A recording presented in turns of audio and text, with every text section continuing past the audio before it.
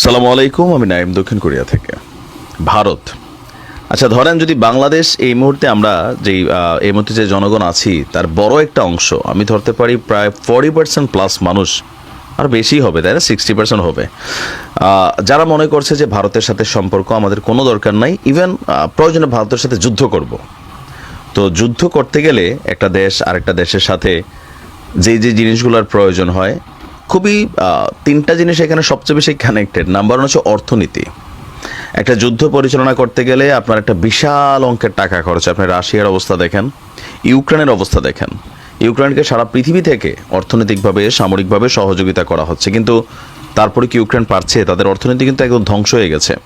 রাশিয়ার মতন রাষ্ট্র এই যুদ্ধ চালাতে গিয়ে তাদের সামরিক যে ব্যয়টা, সেখানে এটা কয়েক গুণ বৃদ্ধি পেয়েছে। আর সামরিক ব্যয়টা বাড়ানোর ফলে রাষ্ট্রের অন্যান্য যে ব্যয়, সেখানে কিন্তু সংকট তৈরি হয়েছে। আবার আপনি লেবাননে দেখেন যে যুদ্ধ চলছে, সেখানে কিন্তু মিলিয়নস অফ ডলার আমাদের হিজুরাই খরচ করে। প্রতিদিন যুদ্ধে মিলিয়ন মিলিয়ন ডলার খরচ হয়।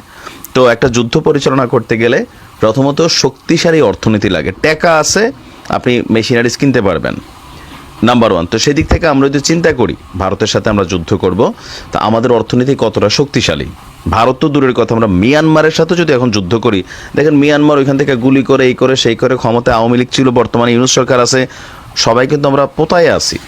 মিয়ানমারে কিন্তু আমরা খুব বেশি ঘাটাই না, কারণ সামরিক শক্তিতে মিয়ানমারের কাছে যেসব জিনিসপত্র মেশিনারিজ আছে, এই মুহূর্তে যদি বাংলাদেশ মিয়ানমার যুদ্ধ হয়, আমরা মিয়ানমারের সামনে টিকব না। কারণ এই মুহূর্তে সারা পৃথিবীতে বললাম না, যুদ্ধের জন্য প্রধান তিনটা জিনিসের মধ্যে একটা গেল অর্থনীতি, দ্বিতীয় হচ্ছে সামরিক শক্তি। তো সামরিক শক্তিতে বাংলাদেশ কতটুকু আসলে স্টেবল? দ্বিতীয় তৃতীয় বিশ্বযুদ্ধের সময় পশ্চিমা ইউরোপিয়ানদের কাছে যা ছিল, আমাদের কাছে এখনও তা নাই।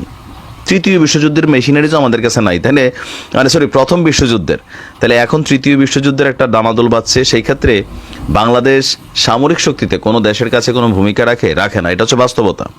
কিন্তু মিয়ানমারে দেখেন, আমেরিকার মতন দেশ তাদেরকে স্যাংশন দিয়ে রাখছে 101টা, তারপরও তারা কিন্তু তাদের অর্থনীতি, যুদ্ধনীতি, সামরিক শক্তিটা বৃদ্ধি করেই চলছে। এটার মূল কারণ হচ্ছে পিছনে রাশিয়া এবং চীন একটা বড় ধরনের সাপোর্ট করে, তাই না? তো সামরিক শক্তি তো আমরা অনেকটা পিছিয়ে। তারপরে আছে ধরেন আপনার সামরিক বাহিনীর শক্তি। সামরিক বাহিনীর শক্তি বলতে লোকবল। রাশিয়ার মতো দেশ এত বিশাল সেনাবাহিনী থাকার পরেও উত্তর কোরিয়া থেকে এখন সেনা নিয়োগ করছে, বাংলাদেশ সহ পৃথিবীর বিভিন্ন জায়গা থেকে অনেকে সেখানে গিয়ে প্রক্সি যুদ্ধ করছে। তাহলে এই তিনটা জিনিসে যদি আমরা চিন্তা করি ভারতের সাথে যুদ্ধ করবো, তো সেই ক্ষেত্রে আমাদের অবস্থানটা কি হবে? এগুলো প্র্যাকটিক্যাল। অনেকে বলবেন যে ভাই আপনি এই নিউজটা কেন করলেন? এই কারণে করলাম যে ভারত আসলে কোথায় আগায় যাচ্ছে আর আমরা কোথায় আগায় যাচ্ছি। আমাদের দেশে গবেষণা কি হচ্ছে? বাঙালি খালি গুজববাজ জাতি আমরা। আপনি দেখেন ভারতের এডুকেশন সিস্টেমে একটা ছোট বাচ্চা যতটা ফ্লুয়েন্টলি ইংরেজি বলতে পারে, আমরা তো আমাদের শিক্ষা ব্যবস্থা তো ধ্বংসই মোটামুটি।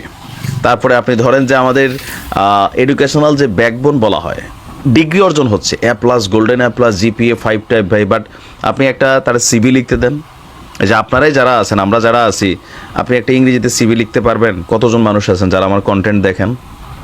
এগুলো আসলে বলা হয় না শিক্ষা জাতির মেরুদণ্ড, আমরা ওই জায়গাতে কতটুকু শক্ত আছি। বাংলায় তো একটা সিভি লিখতে পারি না, বা একটা নিজের বায়োডাটা লিখতে দিলে বহুত মানুষ বহুত বানান ভুল করি। তো সেদিক থেকে ভারত আমাদের অনেক এগিয়ে আছে, এটা হচ্ছে বাস্তবতা।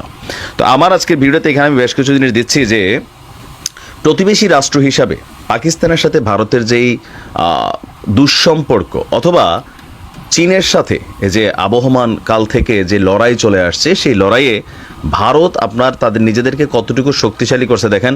চীনকে কাভার করার জন্য বা চীনকে টেক্কা দেওয়ার জন্য তারা কিন্তু সমান তালে তাদের প্রযুক্তি খাত, সামরিক খাত, ক্ষেপণাস্ত্র খাত, মহাকাশ খাত, প্রত্যেকটা জিনিস কিন্তু তারা সেই লেভেলে নিয়ে গেছে। সর্বশেষ তারা যেটা এখানে আবিষ্কার করছে, সাবমেরিন থেকে পরমাণু অস্ত্র বহনে সক্ষম ব্যালিস্টিক ক্ষেপণাস্ত্র। আমরা এগুলো এখনও কল্পনাও করতে পারি না, আপনি বুঝছেন? কখনো যদি ভারত বাংলাদেশ যুদ্ধ হয় 5 মিনিট লাগবে পুরো বাংলাদেশের দাবাই দিতে। এটা হচ্ছে বাস্তবতা, আপনি এটা অস্বীকার করার কোনো সুযোগ নেই। আমরা কি করতে হবে? পাকিস্তানের কাছে গিয়ে তেল মারতে হবে, আমেরিকার আব্বা ডাকতে হবে, চীনের নানা ডাকতে হবে। এটা হচ্ছে বাস্তব, কারণ আমাদের 53 বছরে এই সামরিক শক্তির এই লোকবল জাস্ট কিছু হয়তো বাড়ছে, তবে যেই লোকবল এগুলো মিয়ানমারের থেকে কম। ভারতে সারা পৃথিবীর মধ্যে আমার মনে হয় দ্বিতীয় বৃহত্তম তাদের সেনাবাহিনীর আকার। আর সামরিক খাতে দেখেন এটা কী করছে, গতকালকে ভারত দ্বিতীয়বারের মতন তাদের ব্যালিস্টিক ক্ষেপণাস্ত্রের সফল পরীক্ষা চালিয়েছে। নতুন ক্ষেপণাস্ত্রটি ৩,৫০০ কিলোমিটার দূরের লক্ষ্যবস্তুতে আঘাত হানতে সক্ষম। তা আমাদের কি আকাশ প্রতিরক্ষা সিস্টেম আছে? নাই তো ভাই।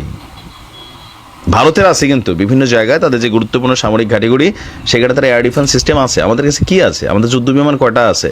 কোন প্রজন্মের যুদ্ধ বিমান? থাকে না যে আমরা বলি যে একজন লোক একটা গাড়ি চালাচ্ছে, বাট এটার মডেল নাম্বার কত? ফোন যেমন আমরা চালাচ্ছি, কত নম্বর মডেল, কোন ভার্সন?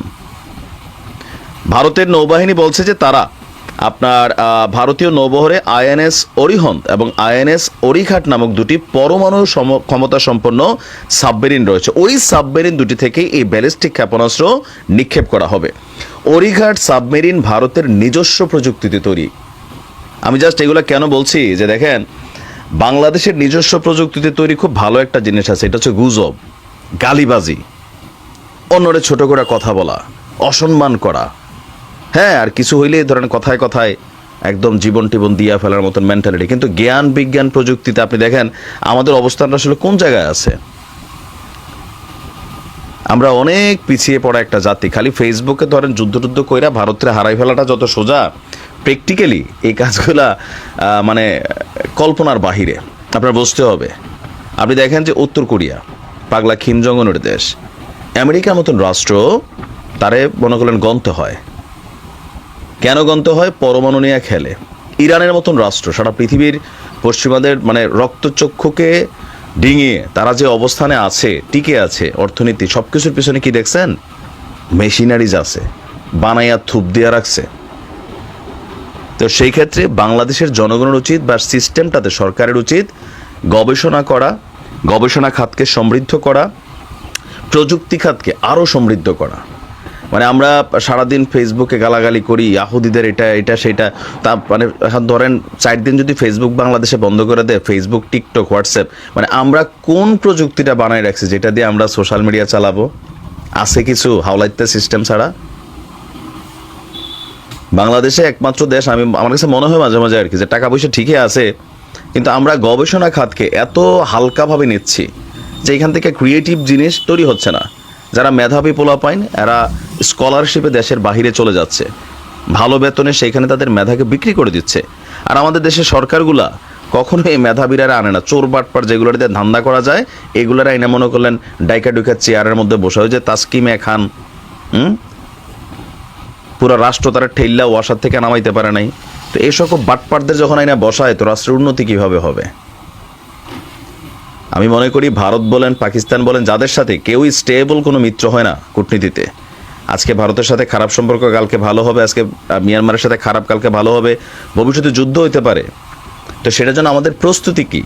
মুখে মুখে খালি আপনি লাভ দিয়া মানে একদম রাস্তায় নেমে জিহাদ করে ফেলবেন, দুম দিয়া ফেলবেন, এই রাস্তায় পড়ে থাকবেন। ওই একটা মারবো ভারত থেকে ৩,৫০০ কিলোমিটার দূরে পুরো একটা ডিস্ট্রিক্ট ডাবাই ফেলবো। আর বৈশ্য মাইক দিয়ে গালাগালি করা ছাড়া সীমান্তের উপর আর কিচ্ছু পাঠানো যাবে না। সো আমাদের সরকারে যিনিই থাকেন, যারাই আসেন, এই সেক্টরগুলোকে ডেভেলপ করা দরকার। লড়াই হোক আর না হোক, নিজেদের প্রোটেকশন, নিজেদের কাছে মেরুদণ্ডটা সোজা করতে গেলে এগুলো জরুরি। দেখা যাক কোন সরকারের ঘুম ভাঙে। ভালো থাকেন, আসসালামু আলাইকুম।